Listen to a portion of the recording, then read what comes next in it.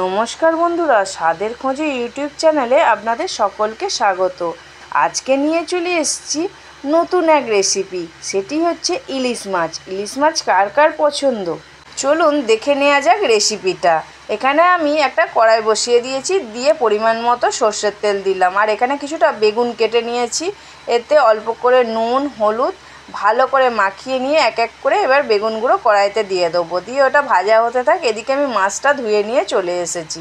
এখানে আমি অল্প করে নুন হলুদ গুঁড়োটা অল্প করেই দেবেন, ইলিশ মাছে বেশি হলুদ দরকার লাগে না। আর এখানে পরিমাণ মতো একটু সর্ষের তেল দিতে হবে, দিয়ে ভালো করে মাখিয়ে নিতে হবে। এদিকে আমার বেগুনটাও লাল লাল করে ভাজা হয়ে গেছে, তুলে নিলাম। আর কড়াইতে সর্ষের তেলটা পরিমাণ মতো দিতে হবে। দিয়ে এবার মাছগুলো সব এক এক করে আমি দিয়ে দিলাম। দেখুন আমার মাছগুলো ভাজা কমপ্লিট। আর ওই মাছ ভাজার তেলেতেই আমি ফোড়নে কালো জিরে দিয়ে দিচ্ছি, আর একটুখানি জল দিলাম। দিয়ে এবার মশলাগুলো দিতে থাকবো।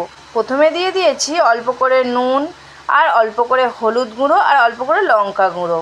দিয়ে এবার ওটা মশলাটাকে ভালো করে কষাতে হবে। মশলাটা যতক্ষণ না কালারটা একটু লালচে লালচে আসবে, দেখুন এইভাবে যতক্ষণ না আসবে কালারটা, ততক্ষণ কষাতে থাকবেন। আর আমি এখানে অল্প করে জল দিয়ে দিলাম।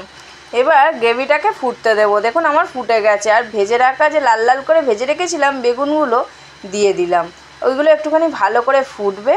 এবার এখানে আমি একটা পেস্ট রেডি করেছি। এখানে 1 চামচ হচ্ছে কালো সর্ষে, হাফ চামচ সাদা সর্ষে, আর 1 চামচ পোস্ত, একটা কাঁচা লঙ্কা, একটু নুন, ওটা দিয়ে দিলাম। দেখুন ভালো করে ফুটে যেতে এবার এক এক করে মাছগুলো দিয়ে দিচ্ছি।